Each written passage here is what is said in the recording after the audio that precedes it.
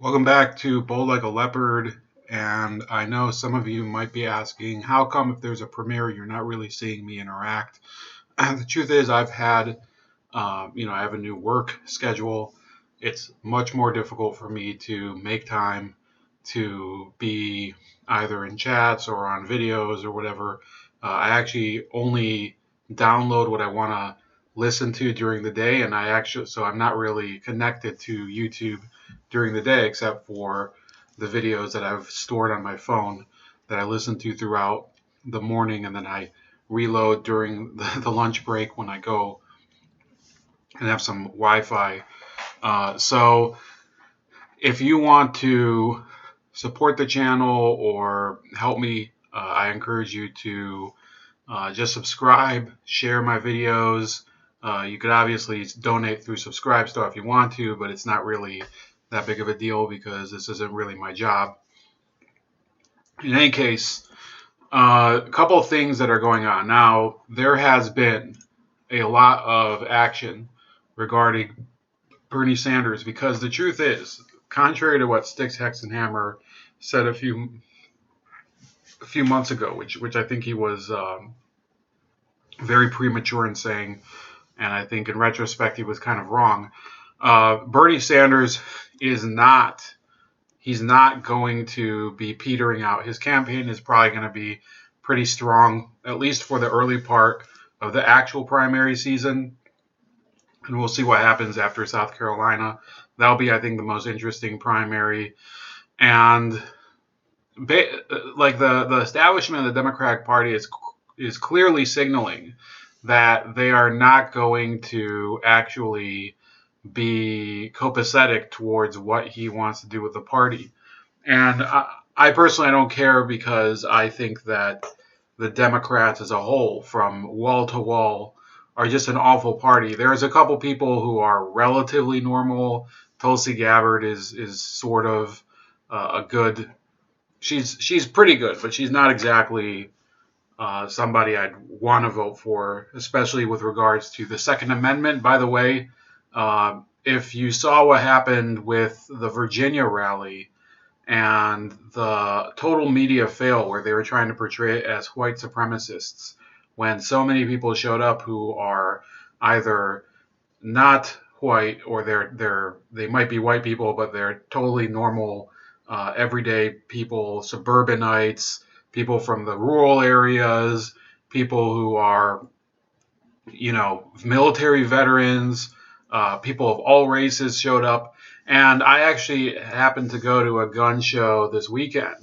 And there were a lot of people there who were from every ethnicity. In fact, you could probably say almost all the vendors were white people, but a massive portion, I'd say close to half of the people who were there as browsing customers or, coming to, I guess, trade in their stuff, they were, I guess, you had a lot of Mexicans, you had plenty of black people, you had some Arabs, you had all sorts of people over there.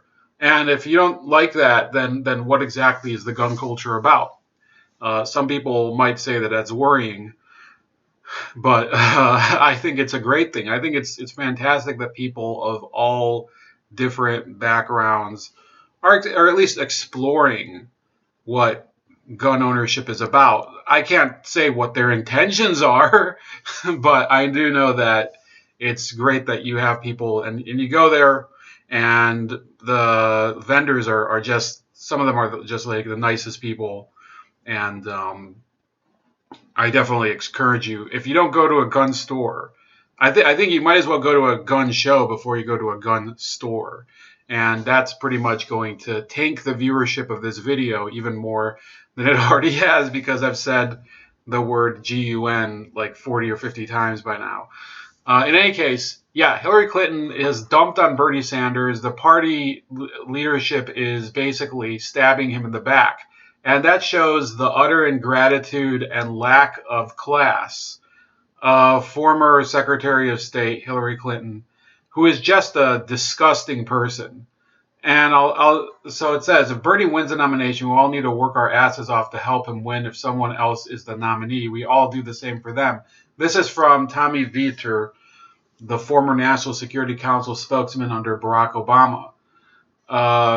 And then Clinton spokesman Nick Merrill tweeted, so responding to Vietor, Nick Merrill said, she said yet. She has repeatedly made clear that she isn't committing to any candidate as the primary plays out.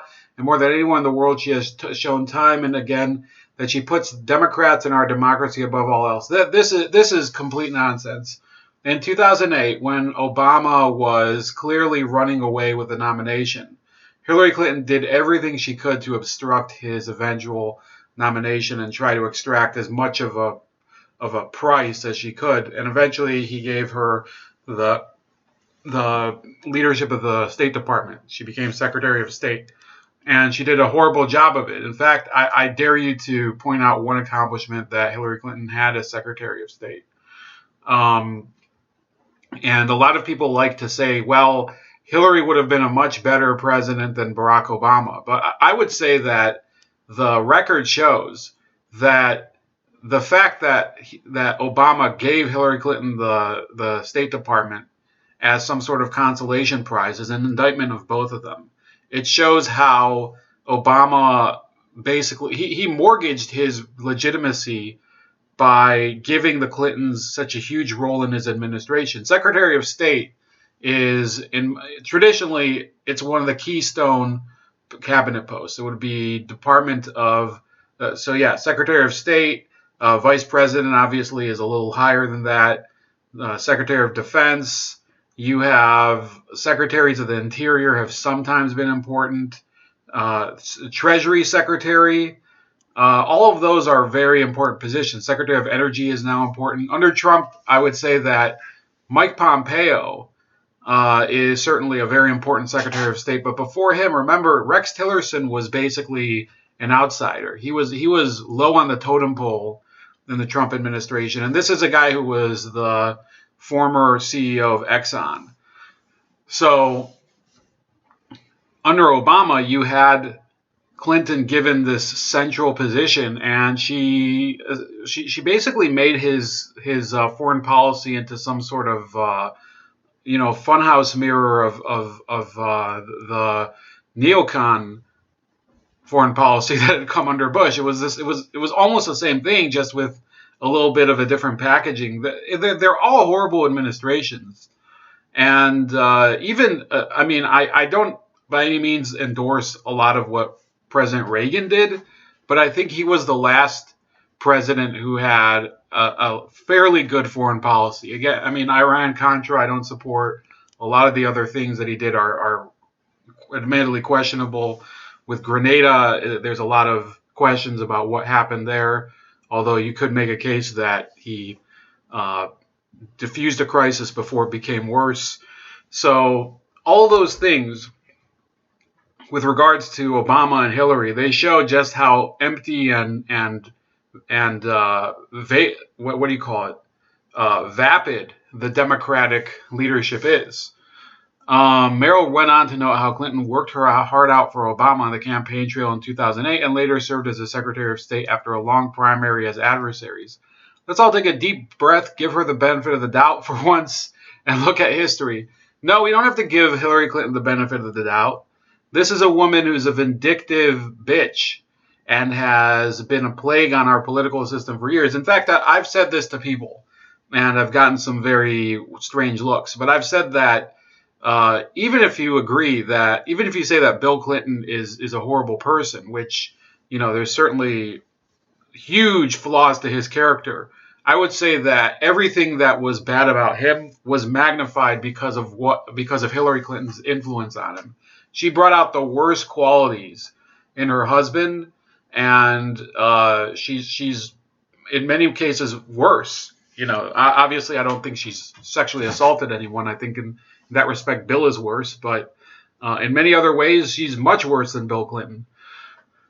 Jennifer Palmieri, the communications director of Clinton's 2016 campaign, also backed up her old boss. Friends, if there's anything Hillary Clinton has proven to us time and again, is you can count on her to do the right thing for the party and the country. The Dem nominee will face a lot of hurdles Hillary Clinton will not be one of them. No, she would. If I was the nominee for the Democratic Party in 2020, I would say to Hillary Clinton, please, I don't need your help. I'm okay. I'll try to do this myself. Even though it's not going to help anyway because they're probably going to lose no matter what. But identifying with Hillary Clinton right now is a losing marketing strategy. Now, let's look at this. Now, Sanders' campaign privately urges restraint after the Clinton attack. So these are both by the same reporter, Holly Otterbein. Or no, sorry, I was looking at the second one first. So these are the same day. And this is the way the media usually works. They set up a story that is, it's going to create a lot of drama and tension, and then they try to pretend like it's their analysis of the tension. But really, it's reality TV politics. And you can see this photo of them sitting together, not speaking, staring in different directions. That's the true picture of the Democratic Party ever since 2016 and their primary. Bernie Sanders' campaign remained largely and uncharacteristically quiet Tuesday in the wake of fiery attacks by Hillary Clinton. Privately, Sanders' aides and allies feel that Clinton is trying to bait them after she reiterated in a Hollywood Reporter article that nobody likes the Vermont senator and refused to commit to supporting him if he wins the primary. Another thing I wanted to remark on, I don't want to dwell on it too long. Clinton was referring to people in Washington, D.C., other senators and congressmen and members of the government, of the elected government. So what? The reason this is actually a merit to Bernie Sanders, and I hate to defend Bernie Sanders, but there's been just a long series of episodes where I've had to defend Bernie Sanders because of unfair attacks on him, ones that are meritless and basically show the shallowness and trite character of the Democratic Party and why we do need to break up the two-party system. That you have a bad party representing the left, and you have a moribund and I guess you could call it obsolete party representing the right, the Republican Party. You could definitely fit in two or three other parties there. You could fit in, of course, a far left party, the Greens Party. You could fit in a Libertarian Party. You could probably break up the Republicans even more, create a traditional conservative party that's more into Christianity. And we would be able to pick between them. I'd obviously fit in further along the Libertarian side of the former Republicans with Rand Paul, Tom Massey, and people like that. But I'm not trying to support this big tent politics. And unfortunately, that's what the left has been trying to do with the Democratic Party. There were people who, after 2016, they wanted to break away and form the Movement for a People's Party with Nick Branna, and that just went nowhere because a lot of these Bernie people didn't process what happened in 2016. They thought that Bernie could work within the system, and it's going to be very interesting to see whether he can, because if he does get screwed like he did in 2016, that will be ultimately a clear message that no, the far left cannot succeed within the Democratic Party, even after 4 years of trying to climb the ladder through the Justice Democrats and Ocasio-Cortez and people like that DA in Philadelphia, Krasner. A lot of these candidates have been climbing the ladder in the Democratic Party, but at the top, there's someone trying to kick them back down. And in the presidential primaries, we'll see if this will work, if the establishment will be able to hold them off. In her remarks published 2 weeks before the Iowa caucuses, they see a political establishment that's trying to stop him as he rises in early state polling. So let's skip down here. Sanders' campaign told staffers internally not to discuss Clinton's comments, and Sanders released a statement saying he is focused on impeachment and that, quote, together we will defeat President Donald Trump. His aides are also urging his online fans to volunteer for him instead of tweeting about Clinton. So I want to say something about this. Okay, so apparently there's been an I like Bernie trend on Twitter. And I guess there's something to be said about a positive message, but like it's been 3 years since Trump got inaugurated. It's been more than 3 years since Bernie actually conceded the primary. He gave his endorsement to Hillary Clinton. Later, it was discovered through WikiLeaks that Clinton and the DNC had cheated him. At a certain point, he has to take the gloves off and say, look, I am obviously not everyone's candidate, but this system is clearly being rigged against me personally, and the people who support me and my voters, and all of the different constituencies that depend on me to represent that message. It doesn't mean that necessarily I agree with Bernie Sanders' message, which I totally don't. I think he's, of the candidates, he's one of the worst. I would have said, if you looked at the entire Democratic field, starting with this election, I would say Kamala Harris was, in my opinion, the worst candidate of all of them. And there have been some pretty bad ones like Beto and Julian Castro, and there's been Kirsten Gillibrand was also horrible. There's been some horrible candidates. Of the ones that are left, I would say that Elizabeth Warren might be worse than Bernie Sanders, but it doesn't mean that I support Bernie Sanders because I'm defending him against people who I think have less integrity or are in general just bad people. I just think that from a standpoint of just personal character, you have to at some point fight back and assert your own rights. So, with that being said, we're going to move on to the next topic. You do know, of course, that there was the Project Veritas story from last week, where Kyle Urek, I think that's the way his name is pronounced. It's Jurek, but I guess the J is the Slavic J. He had these reprehensible remarks about the gulags. And I had this published in American Greatness, but it took them a while to publish it. They don't exactly have a very quick turnaround.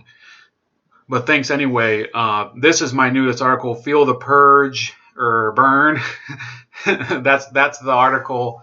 But by this point, I should have been able to update it because Project Veritas released another video of a second Bernie Sanders volunteer, this one from South Carolina.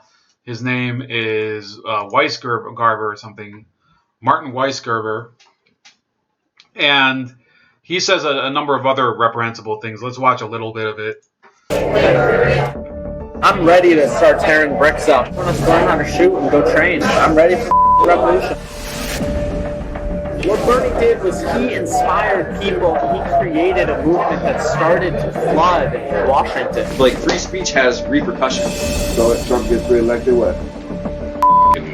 Cities burn. I think it's also fair to point out that when we were in Moscow, for example, people here also were extremely impressed by their public transportation system. Guillotine the red. So let's look at that frame for a second. By their You have this is a hint. This is a huge hint in this video, which I couldn't see earlier because I was listening to this at lunch on audio. But you have the one in Iowa. This is Kyle Urek, and this is the one in South Carolina. But there are 6 other people who it seems that have been caught on camera by the Project Veritas group of people. So I'm giving them the thumbs up. This is, I've tried to send stories to Project Veritas for them to investigate. Never gotten any support. But I still think that they're a great, great organization. And, this is the type of thing I would do if I'd been able to start doing it back in the past. But obviously, I think O'Keefe has done a fantastic job, and I don't think I could do any better. public transportation system. Guillotine the red. The Soviet Union was not horrible. I always said, I'm a communist. I'll straight up get armed. Leave it to the Soviets to make the most badass fucking most effective gun in the world. AK-47. The destroyer of imperialism and colonization. Well, at least he's right about something. The AK-47, and don't worry, Andrew Cuomo. I know we're in New York State. This is a replica. The AK-47 was developed by Mikhail Kalashnikov in 1947 and is the most ubiquitous rifle in the world. No wonder, since it has 100% hit probability at even 100 meters. Our next Soviet sympathizer from the Sanders campaign is South Carolina field organizer Martin Weisgerber. If you were shocked by our expose on Sanders staffer Kyle Urich's affinity for the Soviet gulags, hold on, because this guy's got him beat. Weisgerber even suggests dissolving our democracy might be a good start for a Sanders dictatorship. So, do we just dissolve the Senate, House of Representatives, the judicial branch, and have somebody like Bernie Sanders and a cabinet of people make all the decisions for the climate? I mean, I'm serious. Yeah, the executive. We can't address. So again, I mean, this is another. So let's look at my page. That goes back to my previous story about Bernie Sanders' green New Deal support and the organization Sunrise. These people they don't believe in actual democracy. They believe in basically trying to create the perfect society. And with the perfect society, you can't really have democracy. You have to have some sort of centralized control and a directive that's been established and has to be stuck to. So they will probably use the climate as a pretext to grab certain powers that are traditionally distributed among other branches of government. The immediacy of the climate change occurring. Gridlock. Weisgerber laughs about sending the rich to the guillotine, getting armed, and starting a revolution. Words that sound more like they were from the pages of Mao's Red Book than from a Democratic presidential campaign staffer. Knock on wood. If Bernie was to lose, I would like to see yellow vest protests like here, stateside. I'm already on Twitter following numerous groups around the country that are ready to organize yellow vest protests. Okay. I mean, I'm ready. Let me know. I'm ready to start tearing bricks up and start fighting. Good. I'm no cap, bro. I'll straight up get arms. I want to learn how to shoot and go train. I'm ready for the revolution, bro. All right. I'm telling you. Good stuff. Guillotine the rich. Hell yeah. The guillotine's very humane too. Yeah, it's humane. It's humane. It's more humane than the gulag. No, I mean, that's debatable. Like, I'm of the belief that, I read a little bit about the gulags. I think they're blown a little bit out of proportion. They were mostly for re-education. I don't know, what?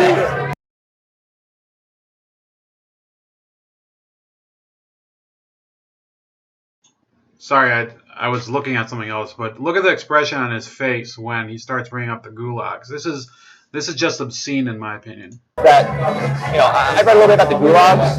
I think they're blown a little bit out of proportion. They were mostly for re-education. I don't know, what? Montana's like, she hears this spiel from. So they're just, they relish this conversation, and you get into it. They really love talking about the gulags. It's bizarre. Oh, really? Yeah. I thought you guys were like, no way. Yeah. But I think they were more for education. I think they're more for education. The gulags are founded as re-education camps. Right. What? I mean, we have a joke that people we don't like, we say, send them to the gulag. What will help is when we send all the Republicans to the re-education. Can you imagine Mitch McConnell? Oh, God, he wouldn't survive a day. Lindsey Graham. So I've said many things. I've called him Bitch McConnell. I've called him many things, especially during the whole part where they were trying to repeal Obamacare by making it more slightly less retarded, but to keep it. But I would never ship Bitch McConnell, who's now no longer Bitch McConnell. Now they're calling him Cocaine Mitch, because he's really started to, I guess, twist the knife on the Democrats. It's pretty funny sometimes how he does it, even if you don't like Cocaine Mitch. But I think it's pretty ridiculous that these people are going to support sending this guy who's almost 80 years old.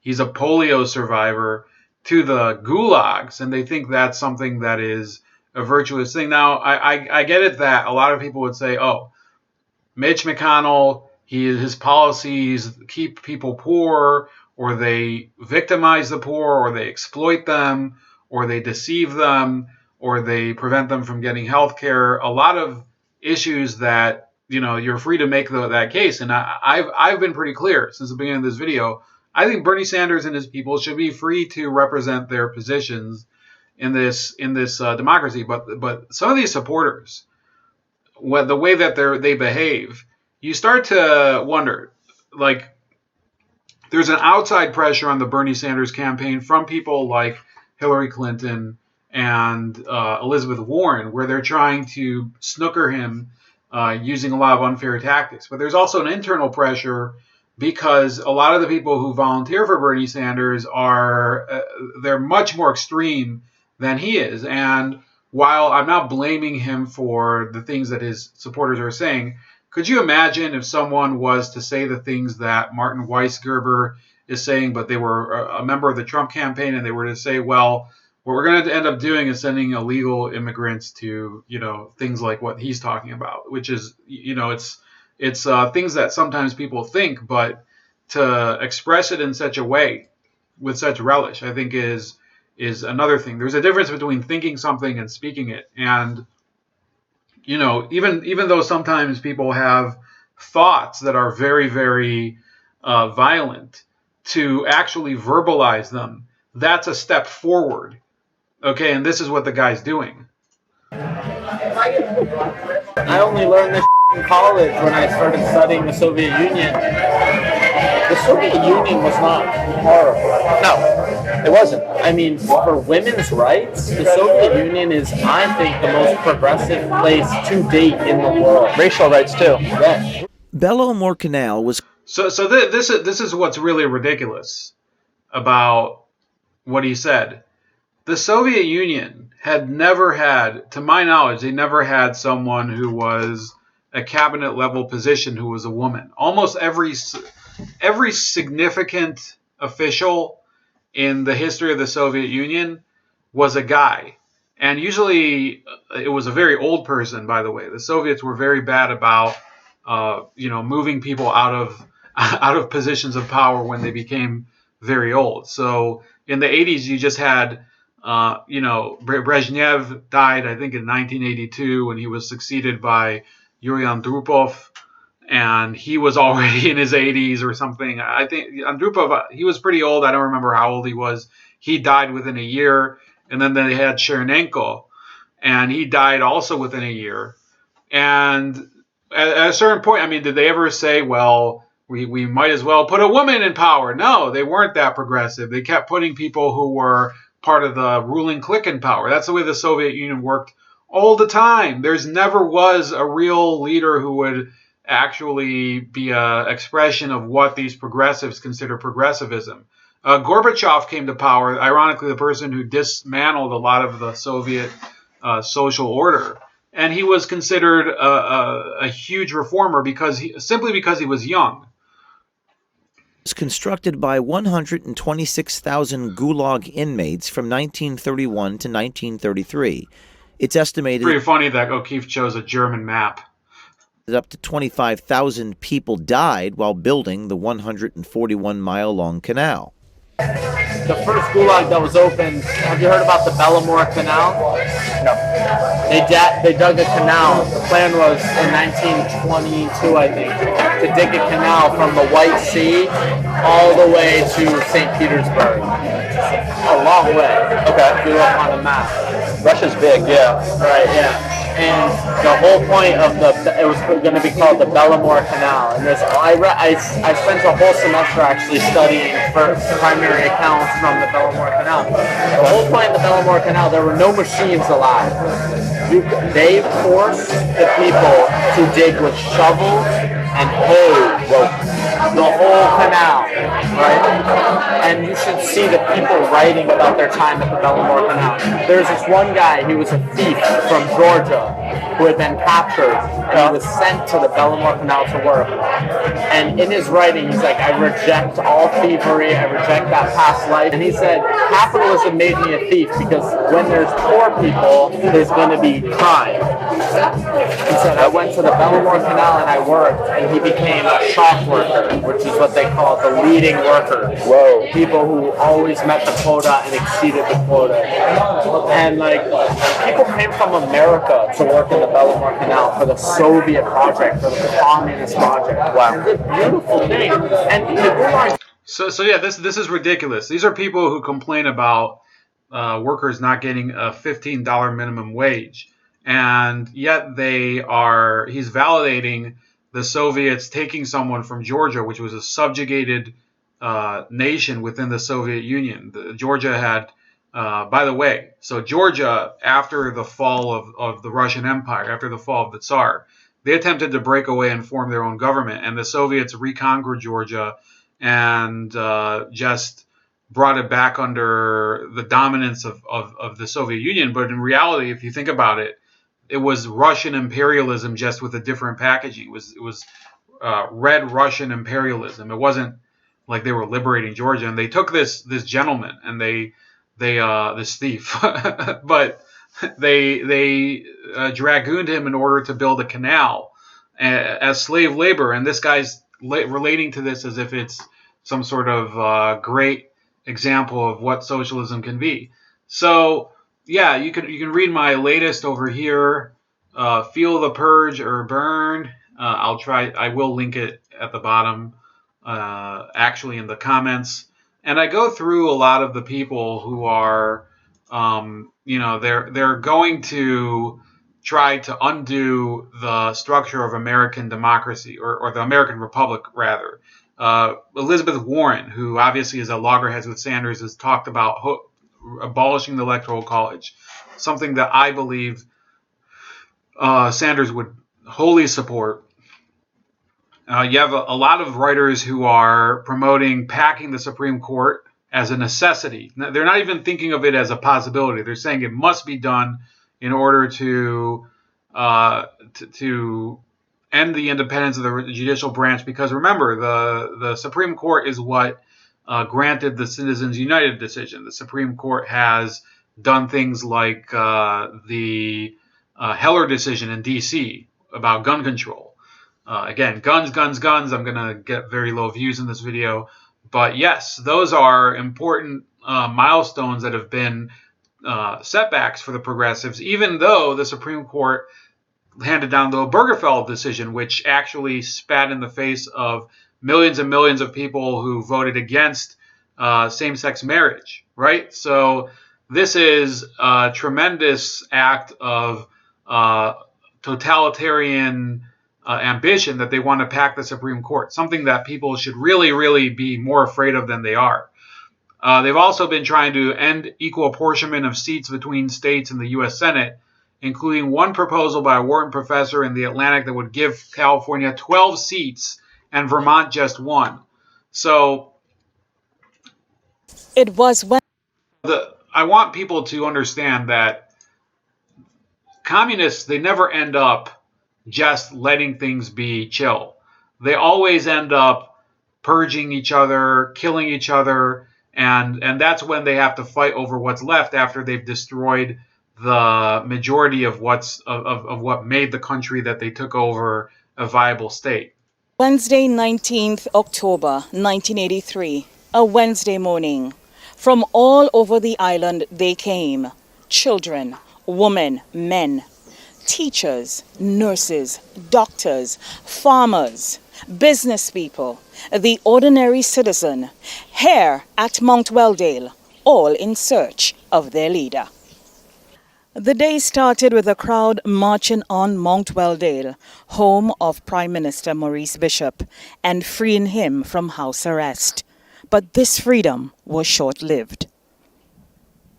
Traveling first by truck and then by car, Mr. Bishop made his way to Army headquarters at what was then Fort Rupert, After he arrived, a military force was dispatched from another location believed to be Fort Frederick. Fighting broke out and many civilians were killed. The events on Fort Rupert on that day left a nation in fear. And in a radio broadcast that night, the commander of the People's Revolutionary Army, General Hudson Austin, gave his account of the day's event and accused the bishop-led group of shooting to death 2 soldiers and wounding others. The Revolutionary Armed Forces were forced to storm the fort, and in the process, the following persons were killed: Maurice Bishop, Unison Whiteman, Winston Noel, Jacqueline Cuff, Norris Bean, and Fitzroy Bean, among others. So this was in Grenada in 1983, which was already under a Marxist leader, Maurice Bishop. And due to tension in the top ranks of the New Jewel movement, which was ruling Grenada, Bishop and some of his deputies, and like Bernard Cord and the head of the armed forces, Hudson Austin, were at loggerheads, and eventually Bishop was murdered in a coup, and that's what precipitated the U.S. invasion. So a lot of people say, oh, it's U.S. intervention. That's what brought down Grenada. They were just trying to take it over and exploit Grenada. That is, now look, I'm not going to say that the events in Grenada were 100% above board, or that what Reagan did was totally smooth sailing. There were horrible failures operationally in the Grenada mission, which you can see in the book.